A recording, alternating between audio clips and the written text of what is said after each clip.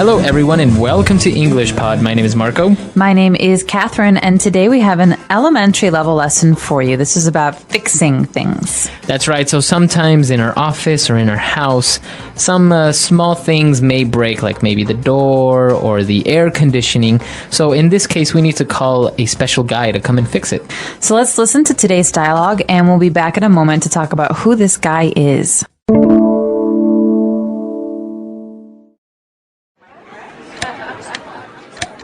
The air conditioning is not working. We need to call a handyman before we start to fry in here. Dan is on top of that. I think they are also getting the handyman to fix the bathroom toilet that keeps clogging up. That would be convenient. They might as well ask him to fix the electrical wiring. The circuit breakers keep going out all the time. It's really annoying. Yeah, you're right. This office is falling apart. Frank told me the other day that the gutters outside were clogged, and that's why the parking lot was flooded. I know. I was in ankle-deep water trying to get to my car that day. The handyman definitely has his work cut out for him. All right, we're back. So now let's take a look at some of those keywords and phrases on Language Takeaway. Language takeaway. Our first word today is the name of this job. The person is called a handyman. Okay, so that's a profession. You are a handyman. Now, what exactly does a handyman do? Well, a handyman fixes things. He is usually a generalist. You know, he fixes things all over the house, not just the bathroom or the kitchen. So he can just fix things that are a little bit broken. But if, for example, your car needs a new radiator or it needs a new important part, you would take the car to someone who's more experienced with cars. But in the case of a handyman, if anything's broken, he can generally fix it. Okay, so as Catherine explained, basically a handyman just does any type or many types of general work of things that may be broken around the house or the office. We had a couple examples of these in today's dialogue, didn't we? What was that first one? Kind of gross. Yeah, well, he had to fix the air conditioning, but then he also had to fix the bathroom toilet because it kept clogging up. Okay, so a toilet gets clogged up. To clog up. What does this mean? So it means that something is blocking the way of, the water being able to go out. So the water doesn't go down. Right. And sometimes if the toilet is really clogged and someone tries to flush the toilet again, the water comes onto the floor and it's very dirty and very gross. That's right. So actually, maybe sometimes in the kitchen, pieces of food may fall into the sink and it may clog up the sink. Okay, so to clog up means to block or to get in the way of. That's right. And apart from the toilets being clogged up, he also may have to take a look at the circuit breakers. All right, so this is not about water or about plumbing. Circuit breakers have to do with electricity. And in this case, that box in your apartment or near your apartment that controls the different circuits. So sometimes if the lights go out, pew, right, you know that you have to check the circuit breaker and make sure that the circuits are all working properly. That's right. So the circuit breakers are kind of like a protection from too much electricity, and that's why they go out. And now for our final word on language takeaway, something that also got clogged up at their office, we're talking about the gutters. All right, so many people's houses have gutters, or sometimes an office building will have gutters. These are trays on the roof of a house or a building that will catch the water when it rains. Because, sometimes rainwater can be very, very heavy. And it's dangerous on your house, on the roof of your house, because it can hurt the roof. But if it comes into this gutter, into this little tray, then it will come down and fall on the ground. So these are a way to protect your roof. But these often get clogged up with leaves and with garbage. That's right. So they're like small little ways or little roads, if you want to call them, where the water can go and escape and go into a specific place. Mm-hmm. We have them on the sides of roads as well many times. So gutters you find on the ground. Sometimes you find them on the roof of a house, but those are a little bit different. The gutters on the ground are basically pathways for water to come down, because if there's no gutter, then all of the water is on the road and it can flood very quickly. That's right. And so this is a way for the water and even the garbage to go on the side of the road and not be in the way of the cars. That's right. You see them on highways and roads very often because you don't want the road filled with water. So these gutters are a small path where all the water will fall into it and escape safely from the highway. That's right. All right, so that's all the time we have for language takeaway. Why don't we go back, have another listen to the dialogue, and we'll be back soon with Fluency Builder.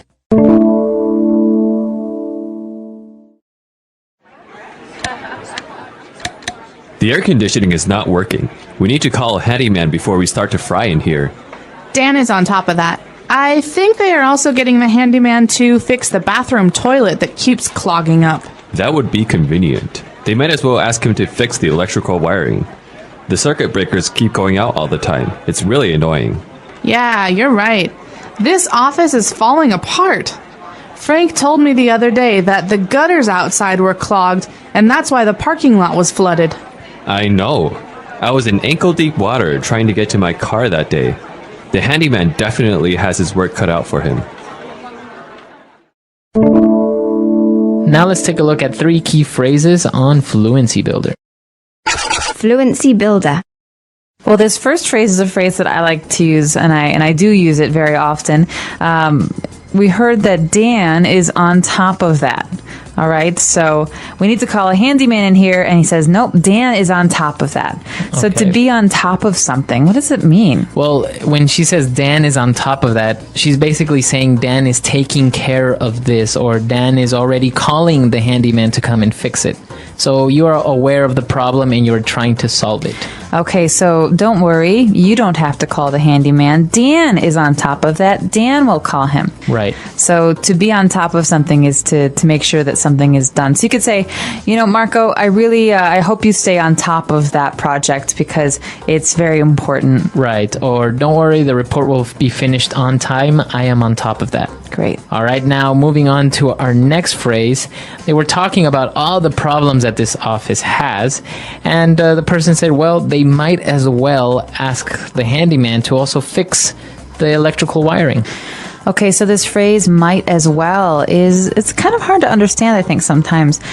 Basically, what the speaker is saying is that while he is doing this, he can also do something else. Mm-hmm. Okay, so he's here. He can fix many things. He might as well also fix the electrical wiring. Right, so taking advantage of the fact that you are already doing something or you are already here, you can start doing something else as well. Or maybe we could say this in a different context, like, we're going to order a pizza for lunch. You know what, Marco? Might as well order 2 because there are so many people here. Right. So taking advantage of the fact that we are ordering pizza, we might as well get more for everyone. Okay, and for our last phrase, when they mentioned all the work that has to be done, they said the handyman definitely has his work cut out for him. Okay, so if someone has his work cut out for him, it means that he has a lot of work to do. That's right. You can also say this to someone that you're talking to. So Marco's writing a book. And I say, hey, Marco, that's a really long book you're writing. It looks like you really have your work cut out for you. That's right. Or maybe this project is really difficult. I really have my work cut out. Mm-hmm. Okay, so you're basically saying I have a very hard time ahead of me. Mm-hmm. Okay, so that's all the phrases we have for you. Why don't we have a listen to our dialogue one last time?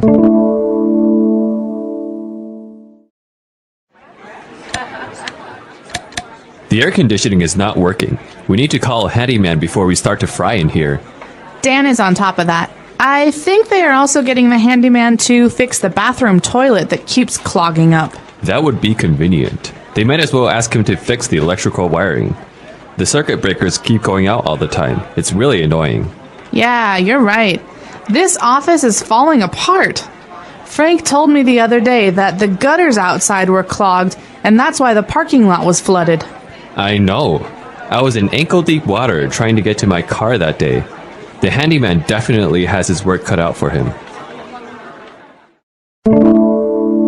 So a handyman is also commonly referred to as a jack of all trades. That's right. So these are both kind of funny words. First of all, handy as an adjective means useful or helpful. So maybe a hammer is a handy tool. It's a very handy tool. Or, I find my iPhone has some very handy applications. I can use the dictionary.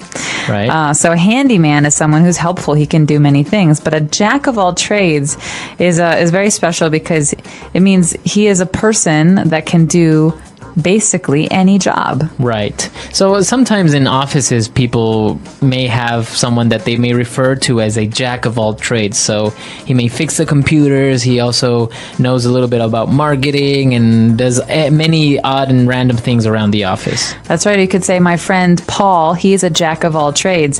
He can fix a car. He can cook. He can, fix a door or a window, but he can also sew. So he's a jack of all trades. He has many, many skills. That's right. And talking about these skills, being a handyman is not a profession per se. It's actually a trade.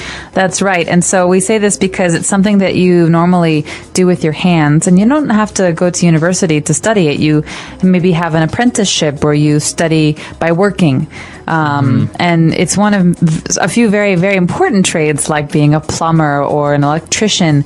But a handyman is more general. Like we said, you can do many different things. That's right. So very interesting. There are many trades out there. Maybe you can come on the site and mention some of these that you may know. Like, for example, a very well-known trade is a cobbler, a person that makes shoes, right? Makes shoes or It's a very weird shoes. word, though, because shoes and cobbler don't seem to have much to do with each other. Yeah. Well, many trades like this. I know before there used to be blacksmiths. Right? We hope to see you guys there. Bye. Everyone.